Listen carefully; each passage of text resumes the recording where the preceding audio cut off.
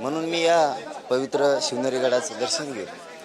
कंपाळाला माती लावून गोर गरिबांना पिढ्याना पारचा आनंद सुख समाधान मिळावं, त्यांच्या पदरात ते आरक्षण पडावं, लेकरं अधिकारी होऊन सुखी समाधानाचं जीवन जगावं, म्हणून कंपाळी माती लावून आझाद मैदानला उद्या सकाळी 10 वाजता मी आमरण उपोषणाला बसणार।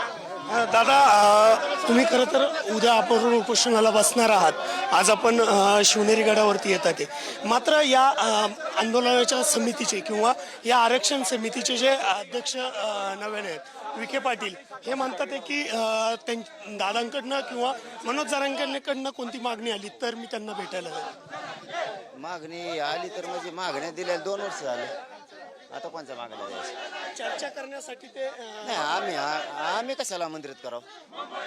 तुम्हाला यायचं नाही, तुम्ही ठरवायचं का तुम्हाला आडमोठ्या भूमिकेत जगायचं, तुम्ही तुमचं ठरवायचं। आम्ही तर चर्चेला तयार आहेत, आम्ही चर्चेला तयार आहेत। लोकशाहीचे सगळे नियम, कायद्याचे सगळे नियम आम्ही पाळतो। आता दुसरीकडे जर आपण पाहिलं तर भारतीय जनता पार्टीने आता वेगवेगळ्या ठिकाणी भारतीय जनता पार्टीच्या नेत्यांनी आता बॅनर लावायला सुरुवात केलेली आहे की मराठ्यांना आरक्षण हे फडणवीसांनीच दिलंय, अशा उल्लेख खरं तर या बॅनरवरती पाहायला मिळतो। त्यांना काय सवय आहे बरं का, एखादं आंदोलन करायला लागलं की त्यांना ते बोर्ड चिटकून स्वतःची लाले असं दाखवायची सवय लागली। करायचं कमी आणि दाखवायचं जास्त, ही त्यांना सवय पहिल्यापासून। ते संबंधित लोकांची काय मागणी आहे, आंदोलन कशासाठी, त्यांचे काय वेदना आहेत, काय मागण्या आहेत, आपण कशा सोडवायच्या याच्यावर नाही विचार करत ते, त्याचा विरुद्ध दिशेचा विचार करतात। म्हणजे इतके उलट्या खोपडीचे विरुद्ध दिशेचा विचार करतात, विरुद्ध दिशा।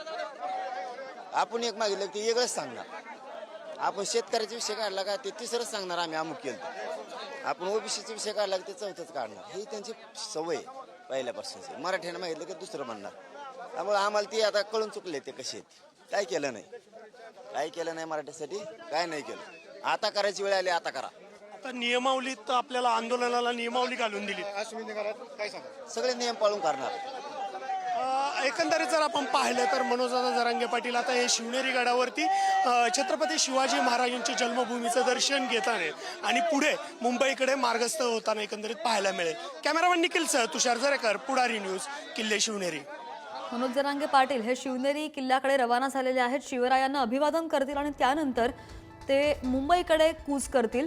मागण्या देऊन 2 वर्ष झाली, अजून किती मागण्या द्यायच्या असा सवाल जरांगे यांनी उपस्थित केलेला आहे। बॅनर लावून सांगावं लागतं हे दुर्दैवी असल्याचं सुद्धा जरांगे पाटील यांनी म्हटलंय।